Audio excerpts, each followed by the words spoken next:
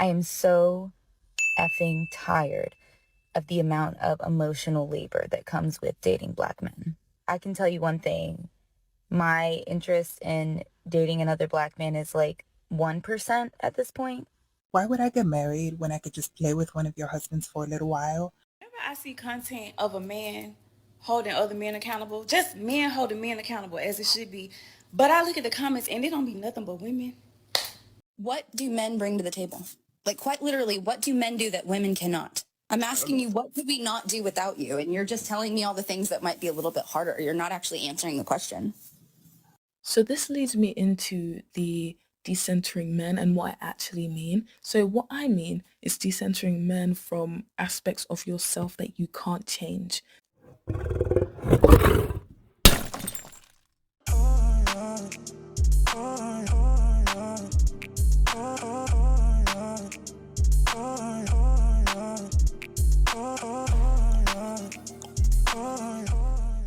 All right, y'all, a little bit of house cleaning before we get started. For those who've been rocking with me from day one, I appreciate the support. For those who may be new here, coming in or out the door for me, don't forget to like, comment, subscribe, get it cracking in the comments. Every bit of your engagement helps promote me into the YouTube algorithm. I thank y'all for the support. Now let's get to it. Drop the video. Let's go.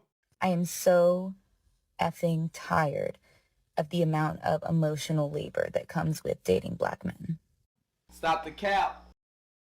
I am so tired of the lack of commitment, the lack of support, the lack of encouragement, the lack of money. Like, I don't know what to do from this point on, but I'm in a bind, Nate. I can tell you one thing. My interest in dating another Black man is like 1% at this point. They want us to be ride or dies until they get their shit together, and then they don't want to support us in return. They don't want to commit to us. They don't want to marry us, but then they want all the benefits of being a husband without actually proposing to us. I need someone who's intentional in every single aspect. That's the dumbest thing I've ever heard in my life. No, I think you're tired of dating the men or being the emotional punching bag for the men that you are actually attracted to. The men that actually arouse you. Those are the men you're sick and tired of. Don't put the rest of us in that. Because I said it. You have complete autonomy over who you choose and who you do not choose to date.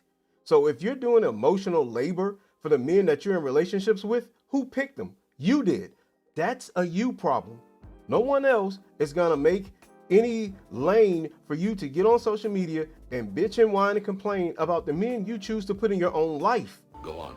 You're not doing that much emotional labor, ma'am. Get out of here with this. This the same notion that all y'all come to social media talking about y'all are somehow therapists for the men that you're in relationships with, and that every man that you're in a relationship with is a narcissist, is a man that has mommy issues, or a man that has whatever issues y'all may want to come up with on social media to demonize those men and make you seem like you're some angel without flaws. Stop, man. Why do you always come and kill the vibe with those things? This is a you problem, ma'am. The men that arouse you are the men that you choose to put in your life. The men that you want to deal with are the men that you choose to put in your life. So why should other men have to listen to you bitch, whine, and moan and complain about the very men you pick? This is a you problem. We're not buying it anymore. We're not digging on what you're putting down.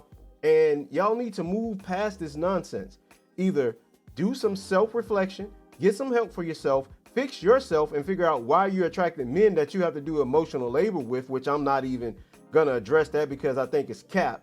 So address the issues of why you're picking these men and stop getting on social media for the rest of us to hear you bitch, whine, and moan. Let's go to the next one. Why would I get married when I could just play with one of your husbands for a little while and then send him back to daycare to be changed, fed, burped, and wiped by you? God damn. Ooh, she sounds lovely, doesn't she? So the sisterhood, I really have to ask y'all this question.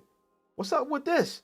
This lady clearly doesn't have any unity with y'all because she's like, I'm going to deal with y'all husbands. She didn't say boyfriend. She didn't say long-term committed relationship guy. She said husband. This lady is serious and intentional with her debauchery. She like, I'm going to mess with y'all husbands and send them back to you so you can deal with all the other aspects that come with dealing with him. She is a demon of the highest order, man. Stay away from this demon. If any man come across her, I beg y'all, do not give this woman the time of day. This woman is a hurtful, bitter misandrist that's looking to hurt somebody. Y'all better stay away from women like this, man. This woman is intentional with her demonology. I have exorcised the demons. Move on. Let's go to the next one. Whenever I see content of a man holding other men accountable, just men holding men accountable as it should be, but I look at the comments and it don't be nothing but women.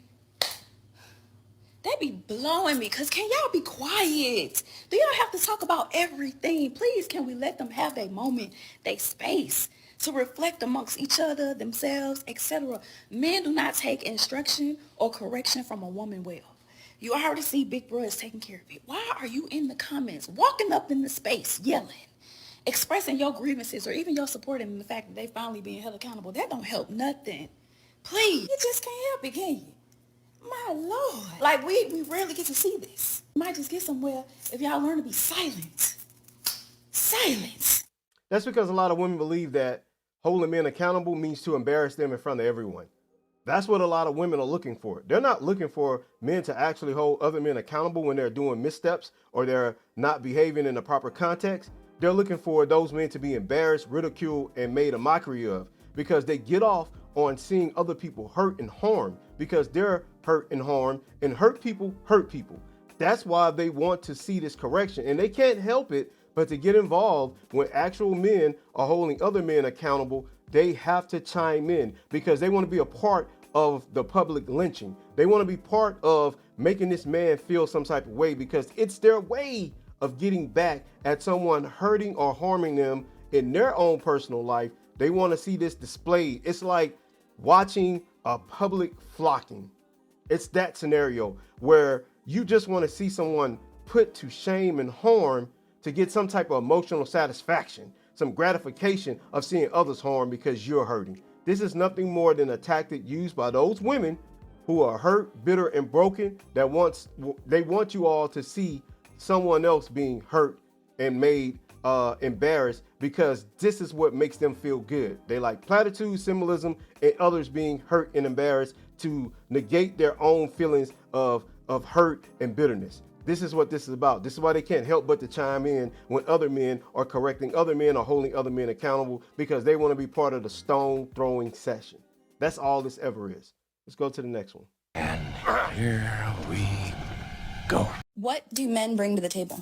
Like, quite literally, what do men do that women cannot? If you're talking about what men are needed for outside of procreation, then my argument would be that men still build the majority of the infrastructure. But does that mean that women couldn't if you didn't? I'm asking you, what could we not do without you? And you're just telling me all the things that might be a little bit harder. You're not actually answering the question. We build the majority of infrastructure in society today. Honestly, let me be honest with you. I think there are some jobs that women could do. However... Which job could we not? Huh?